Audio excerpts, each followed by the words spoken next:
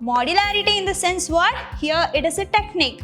What I'm doing, I'm binding or I'm combining the data and its operation together. We are going to integrate together. We are going to bind it together to make it as a complete program. So what this parent will going to do? They are going to inherit or they are going to acquire some of the features from their parent.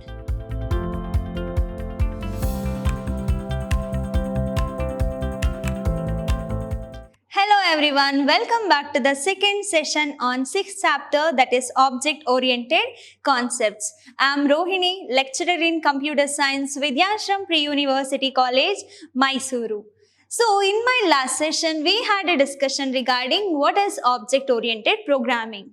Along with that, we had a discussion regarding the evolution of a programming languages. That is all we know that programming or a program is nothing but it is a set of instruction that will going to insist or that will going to instruct the computer to do a particular task. So then how the programming languages has been evolved. So first we had a low level language, then high level language.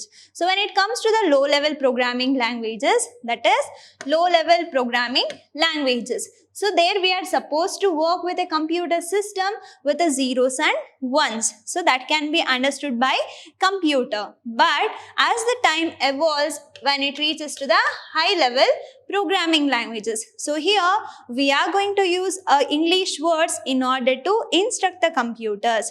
So then what are the types of programming languages that I have discussed in my last session? That is procedural programming, then structured programming. Along with that, I have a discussion regarding this object-oriented programming. When it comes to the procedural programming, as the name indicates, procedural. So procedural in the sense what?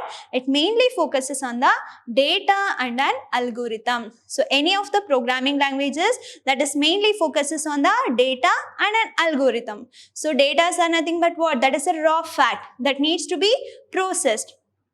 Then we are going to use an algorithm, that is a method that is used to implement, that is used to process that instruction in order to get a solution for the desired task or a desired specification. So when it comes to the procedural programming, here we mainly focuses on the process of instruction, that is it mainly focuses on the process of instruction. So that means what? Here we are going to concentrate how we are going to solve that problem instead of what we are solving. That is mainly focuses on the process of that instruction. That is processing of that instruction will be more focused when it comes to the programming, that is procedural programming. Then what was the example for this procedural programming languages? That is C, Pascal, and also we have Fortran. So these are some of the examples which comes under procedural. What was the disadvantage of that procedural language? It was lengthy and it is complex and it is expensive and it is mainly error prone. So these are the disadvantages. So we move to the next one, that is structured programming. So when it comes to the procedure, there we have a lot of branching. So based on some test condition, it will be branched. But when it comes to the structured programming, here based on some test condition, it has to take one or more alternative path. So here we are going to limit the number of branching, that is regarding structured programming. It has to follow some structure, it has to follow some standard. That were the things that we can see in structured programming. Right? Then what was the disadvantage of the structured programming? We cannot implement the real world scenario. So we cannot implement the real world scenario with the help of this structured programming. That was the disadvantage. So in order to implement this real world scenario, now we have moved to object oriented programming. So here what we are going to concentrate in object oriented programming, here everything will be considered as what? Object and classes. So when it comes to an object is a real world entity. It has its own characteristics. Along with that, it has its behavior. Right? So it has its own characteristics and its behavior.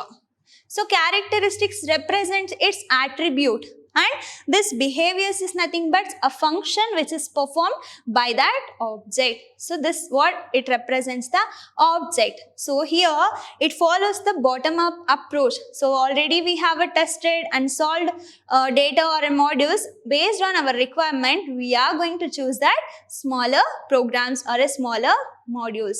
So this is regarding object oriented programming. So we have to concentrate on object and we have to concentrate on class.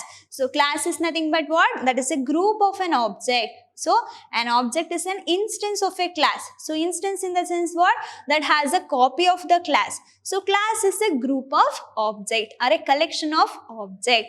So this is what I have discussed in the previous session. So in my today's session, we are going to learn about this object-oriented programming characteristics, how it will be characterized, how we are going to design and develop a real world scenario by making use of its object-oriented programming characteristics. So let me move on to the today's session, that is object-oriented programming characteristics. So then what are the characteristics we have when it comes to the object-oriented programming? So just understand the general concept of object-oriented programming here. Concepts and its characteristics both are same. Okay. So what are the characteristics of an object-oriented programming? Then also you have to write this one. What are the concepts that we have when it comes to the OOPS? For that answer also, you have to write the same thing. So here, OOPS characteristics, how it will be characterized. So what are the characteristics we have? So first we have a modularity. So modularity.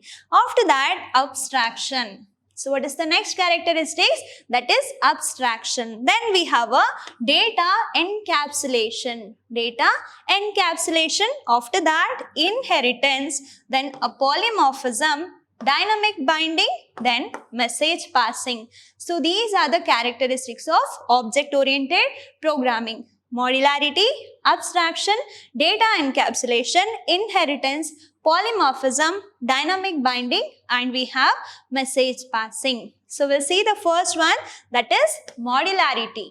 So we all know that object-oriented programming is one of the approach or one of the programming construct that we are going to use in order to make a programming easier. Right? Here, mainly we are going to concentrate on object and classes. How we are going to integrate those two?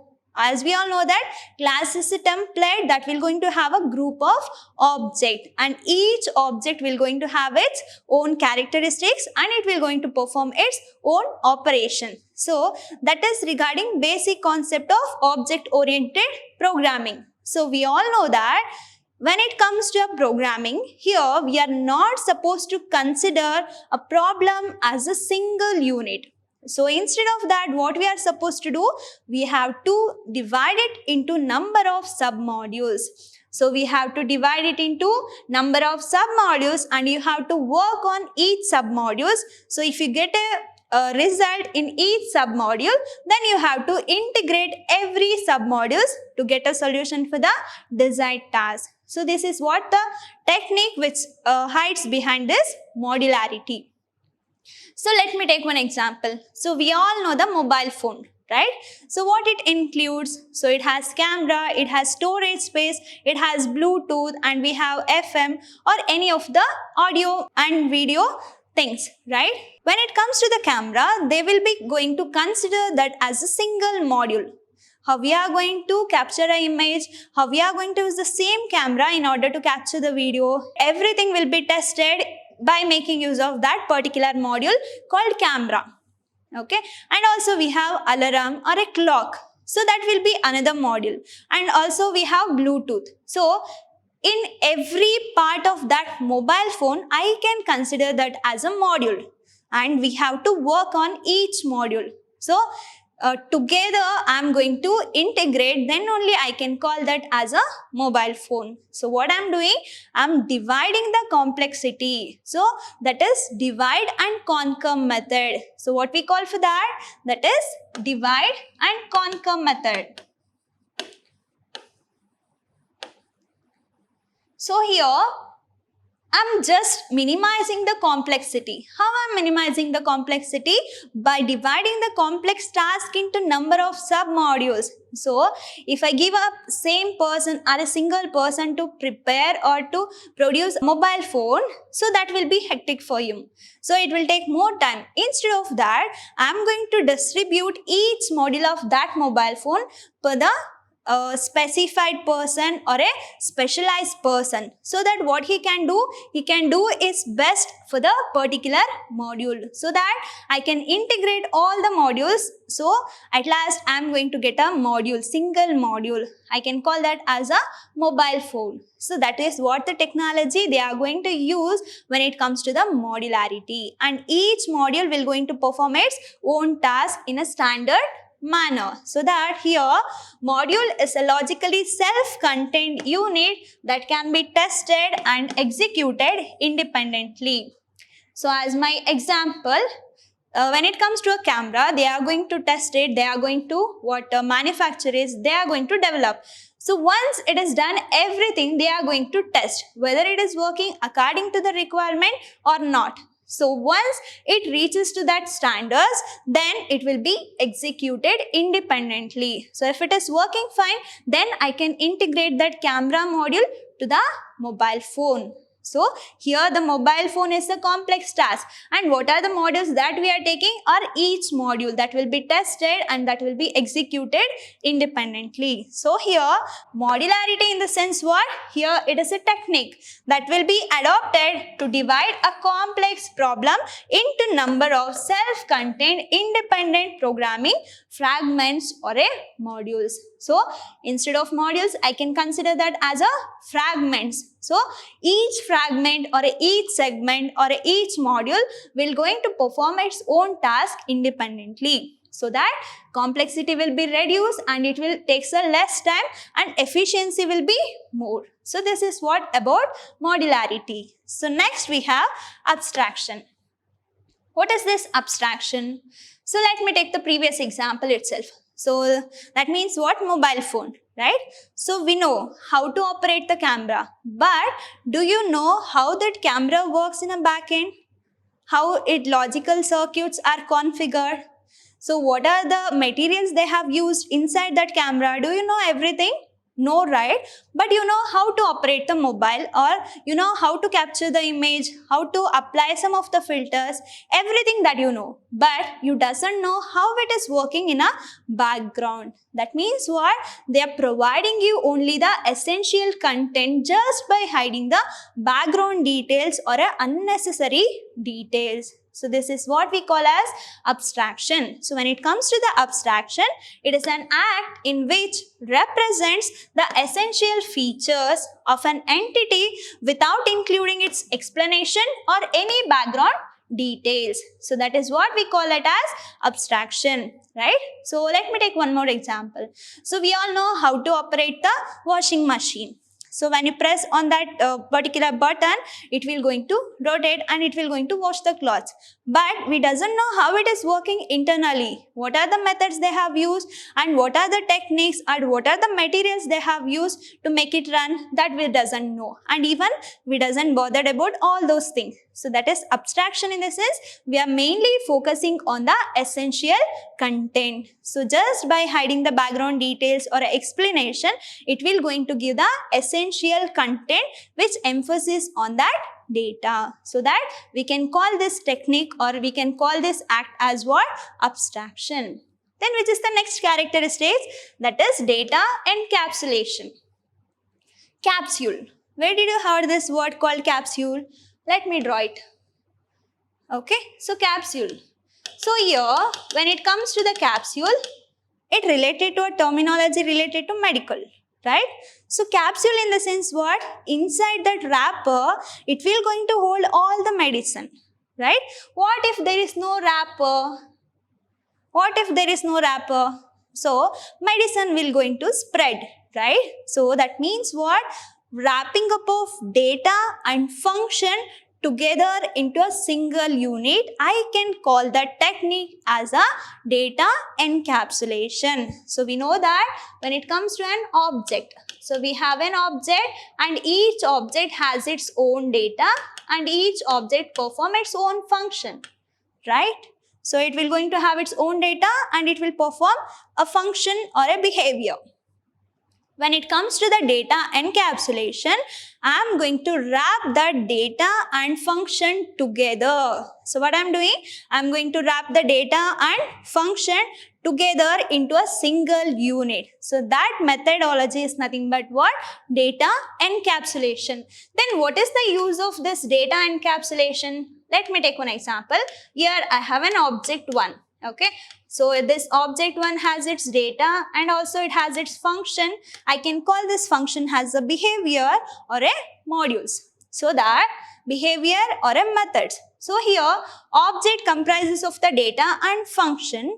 I am going to wrap it in a single unit. So I am going to wrap it in a single unit. For example, I have taken this as an object, right? So what is this object consist of? It has a characteristics and it has a behavior or it will going to perform some of the tasks. So when I consider this digital pen, so at that time, what are its data or what are its characteristics? So it has a color, it has a size and it has what manufacturing company, everything it has. Right? Then what are the operation that it will going to perform? I can use this for writing. I can erase the content. I can change the slide. So I can do everything that it will going to perform. Right? So what I'm doing? I'm binding or I'm combining the data and its operation together so that it is nothing but what? It is encapsulated. So it is encapsulated. So when it comes to the data encapsulation, here we are going to wrap the data and function into a single unit. So that method is known as what? Data encapsulation. So why the capsulation or data encapsulation is mandatory or important? For example, here I have a data and function. If it is not wrapped together, so this data can be accessed by outside people or this can be accessed by outside of the class. That means what? There will be no security for the data. So in order to make a more secure for the data and in order to make a data hiding concept, there we are going to use a data encapsulation concept. What I'm doing? I'm wrapping up both data and function together. So then who can access this data? The function which is wrapped inside that wrapper or inside that encapsulation can access this data. So by making use of this pen, what I can do? I can write, I can erase, I can do the slide change, the operation that it will going to perform. So it has a characteristics and it has its own behavior or a function. So if I wrap it together, so I can get a beneficial from this object. This is what about data encapsulation. It provides the data security and it provides the essential content. That means it will going to hide the essential content. So this is what about data encapsulation. So next we have inheritance. So before getting to the inheritance, let me tell you one thing. For example, consider a grandparent. After that, we have a parent. Then consider yourself. So can I consider this as a son or daughter? Okay. What we now? Here, parent. So parent, consider this parent as in one object, right? Here we have a 3 object. Already we know what is object, what is class, everything we know, right? Here, grandparent will be there, parents will be there, and son or daughter will be there. And each of these are the objects. So what this parent will going to do? They are going to inherit or they are going to acquire some of the features from their parent. For you, they are grandparent, but when it comes to the parent, they are their parents, right? So when it comes to the parent, grandparents become the parents to the parents, but for you, they are the grandparents. So 3 hierarchy is there. So grandparent, parent and a son. Or else, let me take, so consider parent. Consider parent or consider yourself. Okay, so consider yourself. Here, what you are going to do? So, you are going to acquire some features or a characteristic from your parent, right? So, you may have a same eye color of your parent, you may have same hair structure of your parent. Along with that, you may have unique characteristics or you have additional characteristics except your parent. So, that means what? And your parent will also going to acquire some of the features from their parent. They are grandparent to you, but your parent have acquired the features from their parent. So that means when it comes to the inheritance, so here the process by which object of one class acquires the properties of object of another class. So here grandparent will be one class, parent will be another class, and son or daughter will be another class. So what they are doing? They are acquiring the features of one class object to the another class object and can also have their own features. So this method is nothing but what? Inheritance. Acquiring the features of objects of one class to the another class. So here the process of deriving a new class. So what I am doing? I am creating a new class. So when it comes here, son or daughter, when they get married, they are going to have their own babies. That means what? They are creating a new class from the existing class. So this methodology is called as what? Inheritance. So feature of one class will be copied to the object of another class. That method is nothing but what? Inheritance. So next we have polymorphism. Poly in the sense what? Many. Morphism in the sense forms. Here poly is nothing but many and morphism is nothing but forms. So that means many forms. So which will going to take many forms? Is it chameleon? No. Am I talking about chameleon? No, right? When it comes to the object-oriented programming, here the ability of a message to be processed in more than one form. That means it will going to take or it will going to acquire more than one form. That methodology is known as what? Polymorphism. The ability of an operator and a function to take more than one form, that is nothing but polymorphism. So here message is nothing but operator and function. So here message is nothing but what? Operator and function, right? So we know what is operator and what is function, that is a methods, right? So the ability of a message, that means ability of an operator and a function to process in more than one form, then we can call that as a polymorphism. So then what does this polymorphism consist of? It can be include operator overloading and function overloading. So overloading in the sense what? I can use the same operator in many forms. But when it comes to function overloading, here same function will going to take different forms when it comes to the function overloading. For example, operator overloading. Let me take plus as an example. So we all familiar with a operator called plus. So where can I use this plus? So I can use this plus in order to add whole numbers, right? And same plus can also be used to concatenate or also be used to add the strings. For example, A, B, C.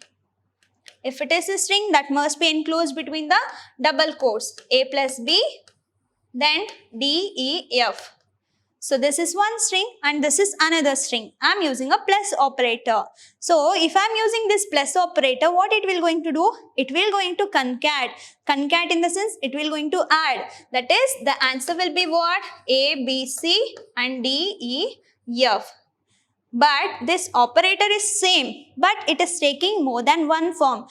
I can use the same operator in order to add the whole numbers and I can use the same operator even in order to add this string. So this is how operator overloading will going to happen. That comes under polymorphism. That means ability of that operator to take multiple forms, more than one form. So the process of making an operator to exhibit different behaviors in different instances. So different instances in the sense in a different scenario. So here I'm using that same plus in order to add the whole numbers. Even I can use that for addition of fraction numbers too, right? So I can also use the same addition or a plus symbol to add the string. So this is regarding operator overloading. Then we have a function overloading. So function is a set of instruction that will going to perform a particular task. When it comes to a function overloading, here using a single function name. Let me take one example. Paint. So here paint is a function. This parenthesis represent the function. Okay. So the single function name is used to perform a different types of tasks. That is known as what? Function overloading. So I can use the same paint function in order to paint for the hospital. Or I can call the same paint function in order to paint the college or in order to paint the home. The function will be same, the name will be same, but the usage will be differs. So this paint function will be used. It has the same name, that is paint. When it comes to the hospital, there also they are going to call it as paint. When it comes to the college, there also we are going to call that as a paint itself. But it will as a single name, that is paint for this scenario, paint, in order to perform a different types of task. So I can call that as a function overloading. So when it comes to the polymorphism, ability of an operator and function to take more than one form. So it can be operator overloading or a function overloading. When it comes to the operator overloading, same operator will be used for the more than one purpose. It can act differently for the different scenario. So when it comes to the function, it has the same function name, but the usage will be differs. So this is regarding polymorphism. Next we have dynamic binding. So binding in the sense what? I am going to bind all the code into a single place. So if you consider a program has what? Header files we have. We are going to declare the variables and we are going to perform some of the operation. At last we are going to display the result and we are going to end the program, right? So these are the parts. So parts, that means what? We are going to integrate together. We are going to bind it together to make it as a complete program. Then only I can run, right? So that is nothing but binding. So here, binding in the sense what? Linking of a procedure call to the code to be executed when it is called. So when it is called in the sense, we are going to make that code active. For example, I am going to write a program. Then I am going to check the program. That means what? I am going to checking if there are any errors or not. If there is no errors, then that will allow me to run the program. So that first what we have to do? We have to do the coding. Then I am going to do the testing. So if this testing get passed, that means if there is no error, then it will going to allow me to run. So when the run, that means the execution of a program is going to happen, at the time I am going to link all the code together. So that means what? Binding. So binding of a procedure call to code in order to be executed when it will be called. So that what I'm doing, I'm making it an active. So when it is running or during its execution time, everything will get into the single place. So that is dynamic binding, means binding the procedure call during the program runtime. Very, very important, runtime. When it comes to the runtime, that is program execution. Program execution. At this time, what we are going to do? It will going to bind all the procedure call. So what are the methods we have? What are the data we have? It will going to integrate together and it will going to make it as a complete program. So that will be get to known to us when it is running. That is execution of a time. so that binding will going to happen during the execution of a time or a run time. That kind of methodology we are going to call that as a dynamic binding. So what is the last one that we have? Message passing. Let me consider when it comes to the class. So class is nothing but what? That is a collection of object, right? So this class may comprises of n number of object, and each object will going to work, or it will going to perform its own data, and it will going to have its own behavior or a characteristic, right? So then how can I call an object, or how can I make that function to work? So I have to send some message. I have to make it active. So that methodology is called as what? Message passing. So that means what? Passing message to objects and invoking the function by the object by sending a message is called a message passing. For example, when it comes to an object comprises of what? It has a data and it has a function. So let me consider this as object 1, and let me have one more object, that is object 2, and even this object 2 has its data and it can perform some of the function. So how many objects do I have right now? That is 2 objects, 1 and 2, right? Each object has its own data and function. So now I want to call only object 2. So I have to execute the function of an object 2. At that time, what I am going to do? I am going to pass a message to the object 2, not to the object 1. So that means I am making this object active. I am invoking. That means I am calling this object to invoke this function which can be operated with the help of that object. So that is nothing but what? Object message passing. Here, the objects and invoking the function. So we have a function, that means a set of instruction that will going to perform a particular task, that will be invoked, that will be called, or I am going to make it as active by the object by sending the message to the object. So when the message reaches to this object, at the time this object 2 will going to make this function active. Then what are the work to be done by this function? That will going to happen. So this is what we are going to learn about this message passing. So I hope you all understood with all the characteristics of a object-oriented programming. So just recall what are the characteristics of a object-oriented programming that I have discussed. We have a modularity, data encapsulation, data abstraction, and we have a polymorphism, inheritance, dynamic binding, and a message passing. I hope you all understood with today's session. In my next session, I am going to discuss about what are the benefits and advantages of object-oriented programming. Along with that, I am going to discuss about the disadvantages of this object-oriented programming. Along with that, I am going to discuss about the applications. So where we are going to implement this object-oriented programming. This will be my next session's content. I hope you all enjoyed today's session. Let me meet you in the next session. Until that, keep learning, keep on growing. Thank you very much.